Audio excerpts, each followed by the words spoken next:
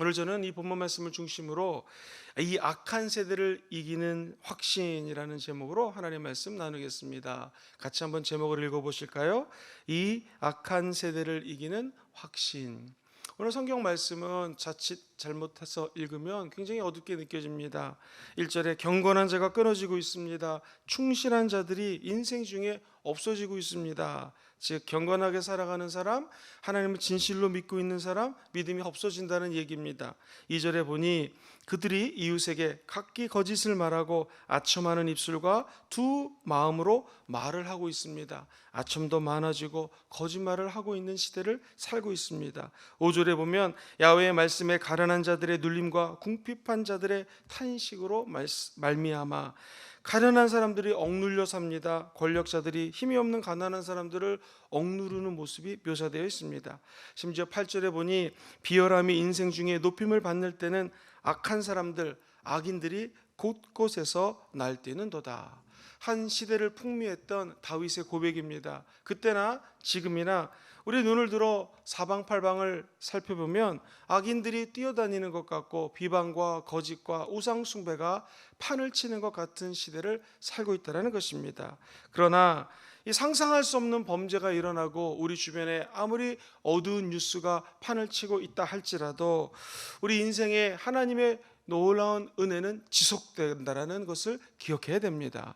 다윗도 이 어려운 시기 가운데 본인이 붙들고 있었던 두 가지 믿음의 확신이 있었습니다. 오늘 저와 모든 성도님들도 다윗과 같은 이 믿음으로 이 악한 시대를 극복하는 성도님들 되시기를 주의 이름으로 축원드립니다. 첫 번째로 다윗이 갖고 있던 확신한 믿음 중에 하나는 하나님이 도우신다라는 것입니다. 그래서 주의 도우심이라고 첫 번째 대지를 한번 적어봤습니다.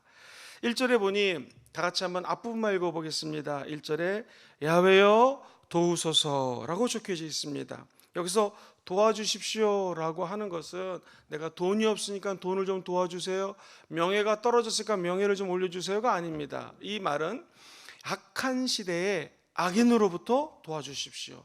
이 악한 시대가 정말 점점 어둠으로 끌려가고 있는데 내가 세상의 풍조를 따라가지 아니하고 하나님의 길을 갈 수 있도록 저를 좀 도와주세요 라고 다윗이 기도하는 것입니다. 즉 악한 시대에 물들지 않을 수 있도록 주님 좀 저를 인도해 주세요 라고 하는 것입니다. 오늘 본문 말씀을 가만히 묵상해 보니 디모데후서에 나오는 말씀이 떠올랐습니다. 한 19가지 정도로 디모데후서 3장 1절에서부터 5절까지 말씀을 보면 이 악한 시대를 묘사하고 있습니다. 다윗의 때나 2000년 전 바울이 디모데에게 편지를 쓸 때나 지금 우리가 살고 있는 이 시대의 모습을 성경은 변함없이 이렇게 묘사를 해요. 같이 3장 1절로부터 5절을 좀 길지만 읽어보겠습니다. 너는 이것을 알라. 말세에 고통하는 때가 이르러 사람들이 자기를 사랑하며 돈을 사랑하며 자랑하며 교만하며 비방하며 부모를 거역하며 감사하지 아니하며 거룩하지 아니하며 무정하며 원통함을 풀지 아니하며 모방하며 절제하지 못하며 사나우며 선한 것을 좋아하지 아니하며 배신하며 조급하며 자만하며 쾌락을 사랑하기를 하나님 사랑하는 것보다 더하며 경건의 모양은 있으나 경건의 능력은 부인하니 이 같은 자들에게서 내가 돌아서라. 우리가 살고 있는 세상은 이처럼 사악한 세상입니다. 성경은 이런 세상으로부터 네가 돌아켜라 라고 하는 것입니다. 그래서 우리 예수 믿는 사람들은 아유 나는 어차피 이렇게 살다가 끝날 거야 라고 포기해서는 안 됩니다. 왜냐하면 우리를 도와주시는 분이 계시기 때문에 그렇습니다. 자, 마귀는 악한 세상은 어떻게 우리를 공격할까요? 첫 번째는 죄를 짓게 합니다. 두 번째, 죄를 짓다 보면 포기하게 만듭니다. 어차피 나는 안 되는구나 라고 마음속에 낙심을 가져오게 한다는 것입니다. 성경에 보면 죄가 아무리 많다 할지라도 하나님이 우리를 도와주신다고 약속하십니다. 이사야서 53장 5절에 보면 우리 예수님이 찔림은 우리의 허물 때문이요 그가 상함은 우리의 죄악 때문이라. 그가 징계를 받음으로 우리가 평화를 누리고 그가 채찍에 맞음으로 우리는 나음을 받았더라. 여기서 그는 누굽니까? 예수님입니다. 예수님이 십자가에서 못 박혀 돌아가신 것은 우리의 허물 때문이다. 그가 상한 것은 우리의 죄악 때문이다. 우리 예수님이 십자가에서 죽고 부활하신 이유는 우리가 짊어질 모든 죄의 무게들을 주님이 대신 짊어지시고 부활하셨다는 것입니다. 그러므로 우리에게 희망이 있는 것은 한 가지입니다. 우리는 죄인이고 넘어지고 마귀가 주는 낙심의 덫에 갇힐 때도 있습니다. 그러나 우리 예수 그리스도의 십자가의 은혜가 저와 우리들 모든 성도님들을 도와주신다라는 것이죠. 하나님은 절대로 죄 없는 사람을 찾지 않습니다. 하나님 찾는 사람은 죄가 없는 사람이 아닙니다. 왜냐하면 우리 인간은 모두 다 죄를 졌기 때문에 우리 죄의 삭은 사망이고요. 모든 사람들이 하나님 앞에 범죄했기 때문에 하나님의 영광에 이를 수가 없습니다. 여러분의 아내도, 여러분의 남편도, 자녀도, 부모도 다 죄인이라는 것이죠. 심지어 우리가 하나님 일을 한다고 하지만 하나님의 일을 하는 자도 결국 인간의 모습이 죄인이라는 것입니다.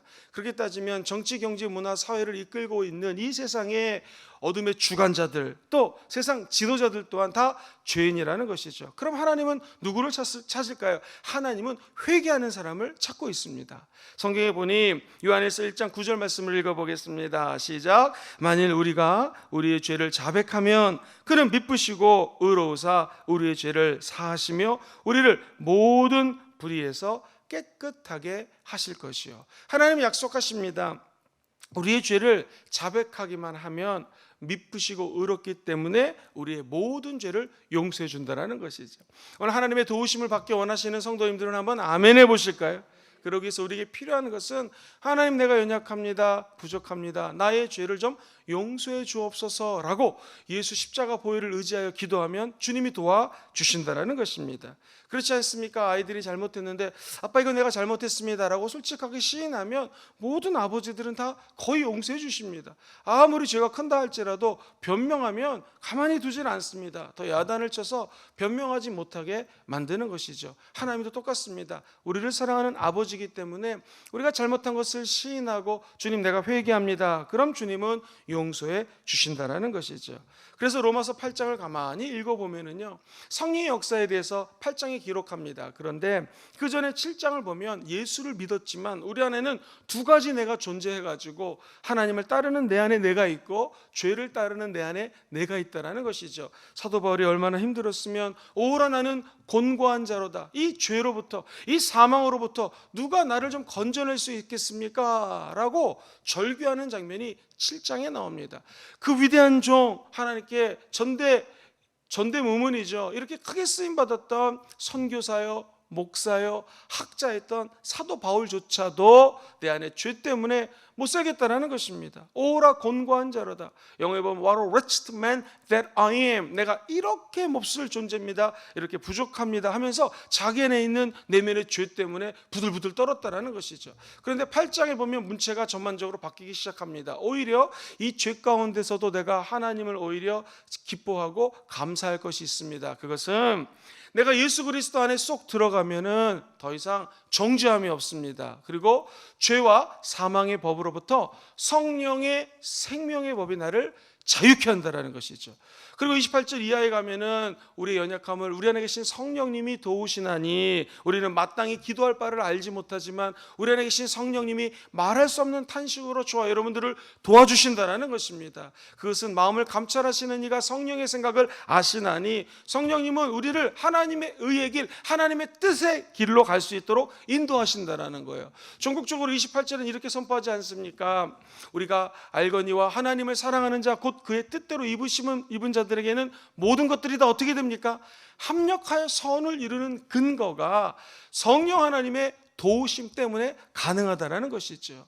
그리고 로마서 8장 32절 이하에 보면은요, 누가 정죄하리요?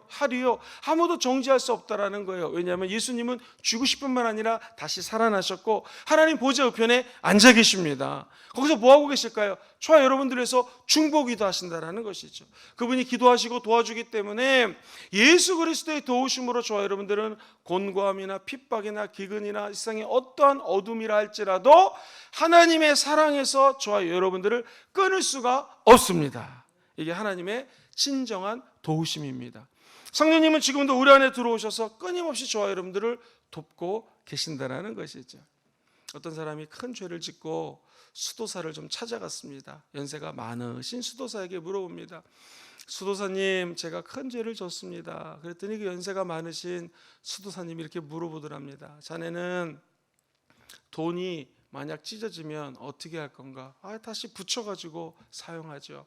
옷을 좋은 옷이 있는데 그게 길을 가다가 못 같은데 찔려가지고 옷이 찢어졌는데 어떻게 할 건가?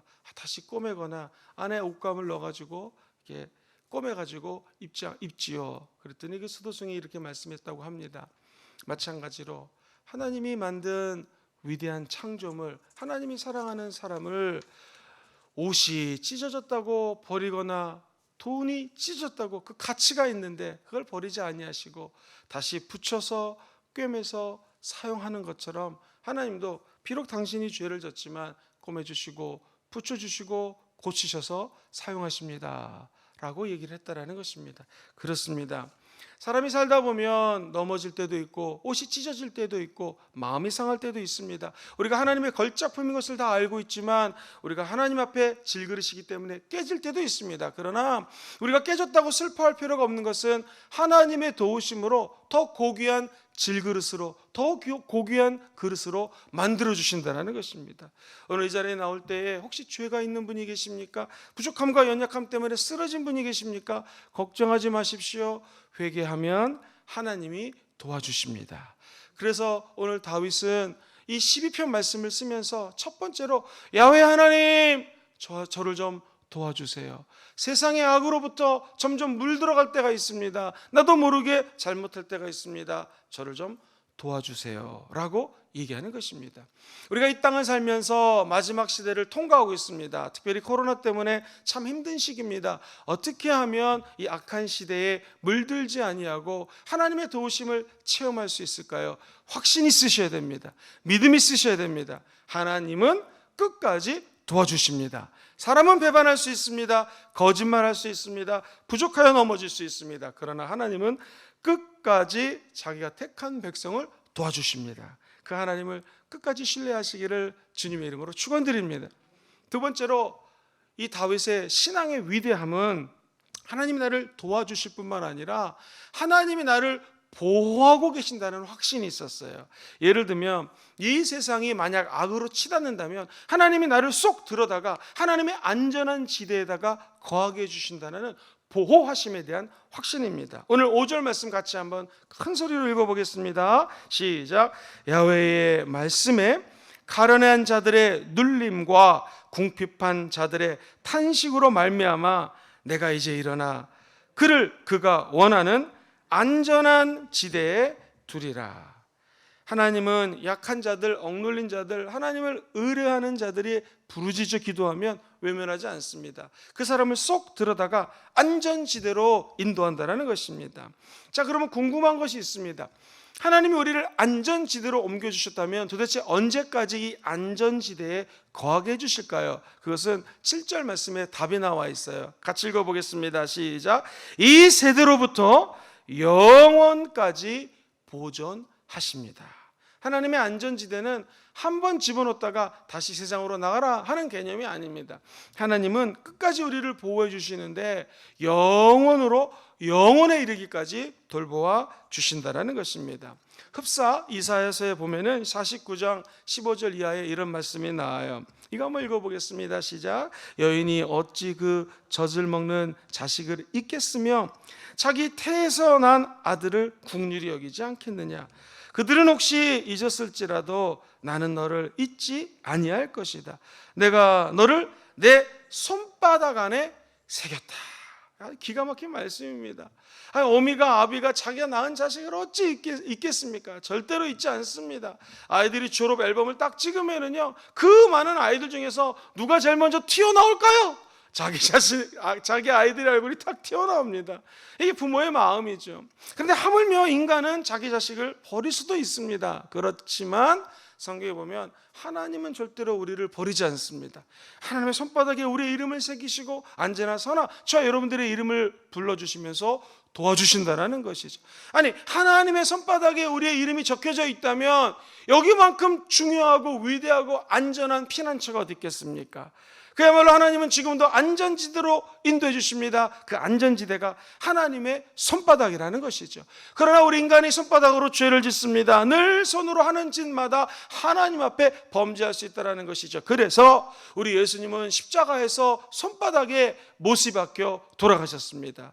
그가 채찍에 맞고 십자가에 못 박힌 이유는 저와 여러분들의 아로 새겨진 죄의 값을 사해주기 위함입니다. 얼룩진 모든 죄의 그림자들을 예수 그리스도의 십자가로 지워주시고 우리 손바닥에 저와 여러분들을 다시 기록하는 것입니다. 그 기록이 예전에 어떤 색깔로 기록되었는지 모르지만 확실한 것은 이제 예수의 피로 저와 여러분들의 이름이 기록되어 있는 것입니다. 김형근, 저 여러분들의 이름을 하나님의 손바닥에 기록됐다면 우리가 피할 수 있는 안전한 유일한 처소는 바로 예수 십자가 나무 밑이라는 것이죠.